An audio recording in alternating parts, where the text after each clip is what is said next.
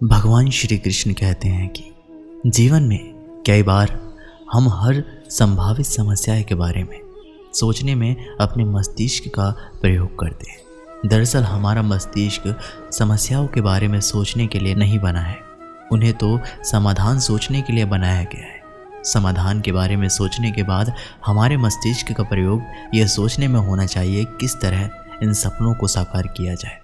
डर को अपना गला ना दबाने दें, अपने डर को बाहर निकालें, इसे नष्ट करें, इसे तोड़ें, अपने से दूर करें, छोड़ें और इसे जाने दें। डर की आंखों में आंखें डाल कर देखें, इसे चुनौती दें और ये दूर चला जाएगा। डर और चिंता का इलाज कर्म है। डर कर्म को सहन नहीं कर सकता। अपने सपनों का पीछा करें, चिंता ना करें, खुश रहें। डर बाधाएं देखता है, आस्था अवसर देखती है। डर समस्याएं देखता है, आस्था संभावनाएं देखती है।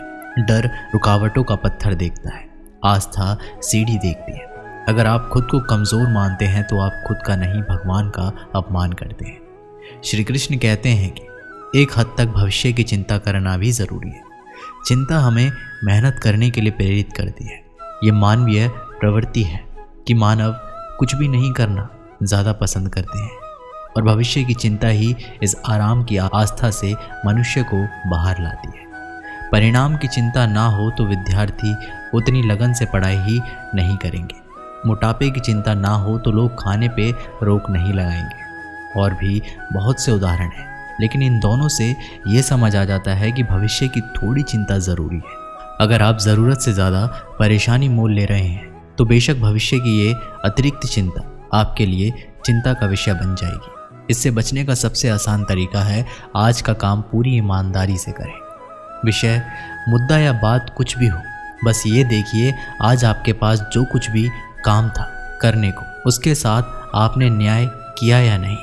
किसी भी चीज़ के बारे में अनावश्यक चिंता करते रहना उस परेशानी को बढ़ाएगा, उसका हल कभी नहीं देगा। आज का पर्याप्त परिश्रम ही भविष्य की अनावश्यक चिंता से दूर रखेगा। अपने दिमाग को शांत रखिए और जब भी आप किसी भी बारे में अधिक सोच रहे हो तो समझ जाना आप अपनी मुश्किलें बढ़ाने जा रहे हैं। श्री कृष्ण कहते हैं कि हम सभी को योजना बनानी होगी, अन्यथा हम अपने आप को उसी तरह से जाने देंगे जैसे हमारा वातावरण हमें चलाता है, ना कि जिस तरह हम अपने जीवन को जीना चाहते हैं। योजना हमें कल के लिए तत्पर रहने का एक कारण देती है। यह हमें लक्ष्य के लिए काम करने का एक कारण और दिशा देता है। योजना के बिना हम अपने रिश्तों, अपने पेशे, हमारे वित्त, कौशल आदि को भाग्य की दया पर छोड़ देंगे। ये एक प्रकार का जुआ होगा। इससे हमें निराशा और पछतावा हो सकता है। हालांकि भविष्य के बारे में बहुत अधिक चिंता करना आपको व्याकुल कर सकता है। चिंता एक ऐसी बीमारी है जो अपनी मन की सभी खुशियों को खा जाती है। कुछ लोग ऐसे होते हैं जो बहुत ज़्यादा चिंता करते हैं। इसी वजह से वे कभी खुश नहीं रह पाते। उन्हें किसी भी बात से खुशी नहीं मिलती। वे सिर्फ एक ही बात को लेकर चिंता में डूबे हुए रहते हैं। लगातार उसी बात के बारे में सोचते रहते हैं और चिंता करते रहते हैं। ऐसे लोग हमेशा मायूसी और दुख के घर से घिरे हुए रहते हैं। चाहे कोई खुशी का मौका हो या कोई भी त्यौहार, उन्हें कोई फ़र्क नहीं पड़ता। कोई भी चीज़ से खुश नहीं हो पाते क्योंकि उन्हें लगता है कि सारी जिम्मेदारी उनके कंधे पर है। लेकिन ये सच नहीं है।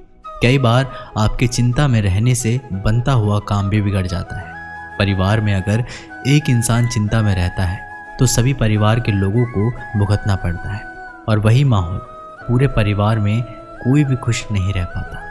उन लोगों की ऐसी आदत बन जाती है कि वे छोटी छोटी बातों में भी परेशानी में आ जाते हैं और ऐसे लोगों में चिड़चिड़ापन, गुस्सा, रात भर नींद नहीं आना, ऐसी बीमारियां हो जाती है। श्री कृष्ण कहते हैं कि आपको क्या पता हमारी ज़िंदगी के बारे में, लेकिन ज़िंदगी कैसी भी हो आप खुद परेशानियों का समाधान नहीं निकाल पाते तो इसका मतलब आप खुद परेशान हैं। ऐसी कोई भी चिंता नहीं है जिसे करने से आपको सुख मिल जाएगा या आपके परिवार में या मन में शांति आ जाएगी। चिंता एक ऐसे जहर के समान है जो आपका कल तो कभी भी अच्छा नहीं बना सकती, साथ ही आपके आज को भी बर्बाद कर देगी और साथ ही आप ऐसी बीमारियों से ग्रसित हो जाएंगे जिससे आपको अपने भविष्य में परेशान रहना पड़ेगा। अगर आप चिंता से दूर रहना चाहते हैं तो श्री कृष्ण के बताए इन बातों को ध्यान में रखना। श्री कृष्ण कहते हैं, कल क्या होगा उसके बारे में ना सोचो, क्योंकि उससे आपका आज भी बर्बाद होगा और कल किसी ने नहीं देखा है। लेकिन आप आज क्या कर रहे हैं वह आपके हाथ में है। उत्सव या खुशी के लिए किसी दिन का इंतज़ार मत करो, अपने आज को ही उत्सव बना लो और खुश रहना सीखो। जो बातें आपके मानसिक स्वास्थ्य के लिए अच्छी नहीं हैं उन्हें भूलना सीखो। छोटी छोटी बातों में दिमाग ना लगाया करो और हर चीज़ों को जाने दो जिससे आपको परेशानी हो रही है। ये सोचना भुला दो कि लोग और परिस्थितियाँ आपके हिसाब से चलें, क्योंकि लोग और परिस्थिति आज तक किसी के हिसाब से नहीं चलती है और ना चलेगी। ये सब सोचकर अपने मन को अशांत मत करो, बल्कि अपने आज को सुंदर बनाओ। हर बात के लिए अपने आप को जिम्मेदार बनाना छोड़ दो। ये मत सोचो कि ये सब कुछ आपको करना पड़ता है, ये हर बात के लिए आप जिम्मेदार हैं।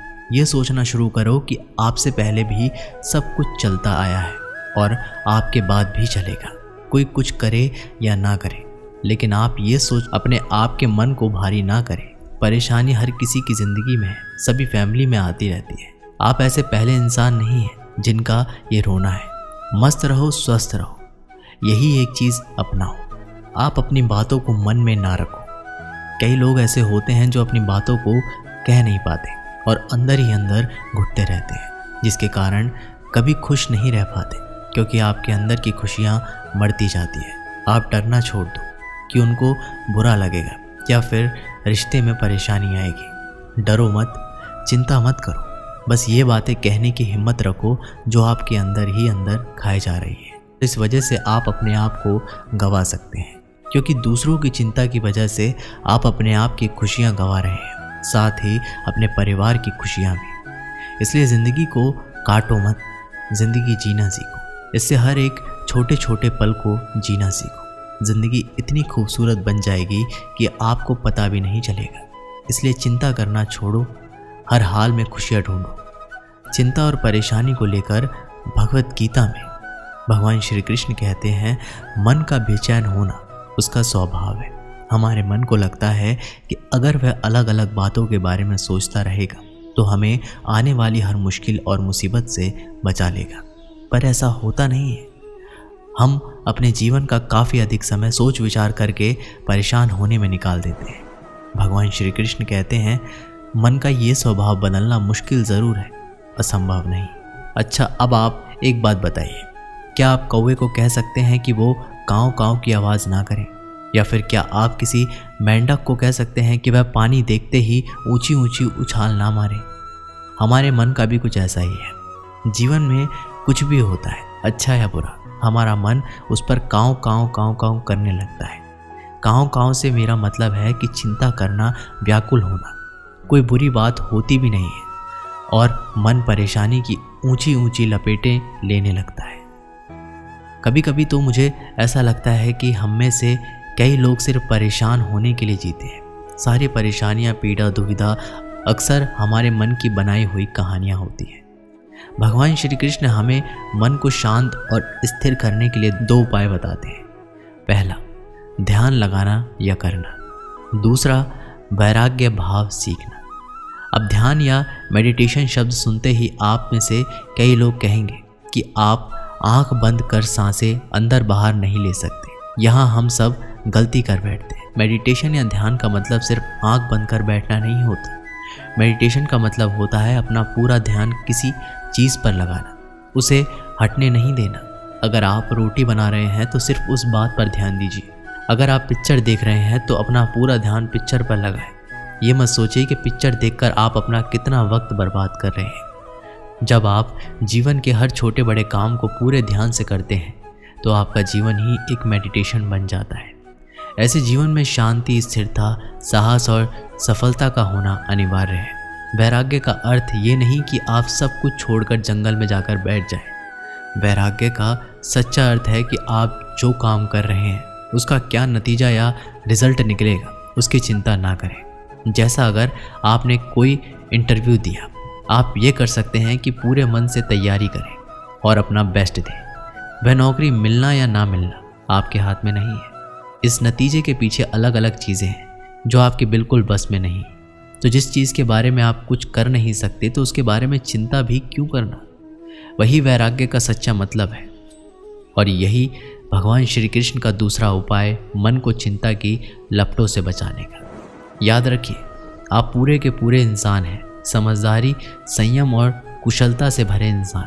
आपका मन जब भी कौवे की तरह अलग अलग बातों पर आपको परेशान करने लगे, तब अपने मन को भी प्यार से समझाइए और शांत कर लीजिए। बस अपने ऊपर विश्वास रखिए कि आप कभी अपना बुरा नहीं होने देंगे। एक बार एक मनोवैज्ञानिक के प्रोफेसर छात्रों को पढ़ा रहा था, जिसमें टॉपिक तनाव यानी स्ट्रेस को कैसे हैंडल किया जाए इसके बारे में कक्षा में सिद्धांत बताए जा रहे थे। उस मनोवैज्ञानिक के प्रोफेसर ने एक गिलास पानी उठाया। सभी छात्र ये सोचने लगे कि हमसे आधा गिलास खाली या आधा गिलास भरा के बारे में प्रश्न पूछेगा। लेकिन मनोवैज्ञानिक के प्रोफेसर ने यह प्रश्न किया कि मैं कितना भारी पानी का गिलास पकड़ रहा हूँ। सभी छात्रों ने अलग अलग जवाब दिया। किसी ने बोला 500 ml, किसी ने बोला 200 ml। सभी के अलग अलग जवाब थे। मनोवैज्ञानिक के प्रोफेसर ने उत्तर दिया, मेरी दृष्टिकोण से इस गिलास का पूर्ण भार से कोई मायने नहीं रखता है। ये सब इस बात पर निर्भर करता है कि मैं गिलास को कितनी देर तक पकड़ सकता हूँ। अगर मैं इस गिलास को 1 या 2 मिनट के लिए पकड़ता हूँ तो ये मुझे हल्का लगेगा, और इसको मैं 1 घंटे के लिए पकड़ता हूँ तो ये मुझे भारी लगने लगेगा, और वही मैं इसे 1 दिन के लिए पकड़ता हूँ तो मुझसे ये नहीं होगा। मेरा हाथ सुन्न हो जाएगा और मुझे गिलास को छोड़ना ही पड़ेगा। कक्षा में उपस्थित सभी छात्रों ने सहमति से अपना सिर हिलाया। मनोवैज्ञानिक के प्रोफेसर ने अपनी बात जारी रखते हुए कहा कि जीवन में आपके तनाव और चिंता पानी के गिलास की तरह है। अगर आप तनाव के बारे में या चिंता के बारे में कुछ देर सोचेंगे तो कुछ नहीं होगा, लेकिन आप चिंताओं और तनावों के बारे में पूरे दिन सोचते रहेंगे तो आपका माइंड सुन्न हो जाएगा और आप अपने रास्ते से भटक जाएंगे और आप जीवन में कुछ भी करने के लायक नहीं रहेंगे। इस कहानी से हमें ये प्रेरणा मिलती है कि तनाव और चिंता के बारे में ज़्यादा नहीं सोचना चाहिए, यानी कि अपने जीवन में तनाव और चिंता से दूर रहना चाहिए। अगर जीवन में कुछ परेशानी है तो कुछ समय के लिए तनाव में रहें, बाकी जीवन में मस्त रहें, नहीं तो आपका माइंड सुन्न हो जाएगा और आप कुछ भी करने में असमर्थ रहेंगे। दोस्तों, इस वीडियो में बस इतना ही। ये वीडियो यहीं पर समाप्त होती है। आशा करते हैं कि आप लोगों ने इस वीडियो के माध्यम से काफ़ी कुछ सीखा होगा। मिलते हैं आप लोगों से एक नई वीडियो के साथ। तब तक के लिए बहुत बहुत धन्यवाद। जय श्री कृष्ण।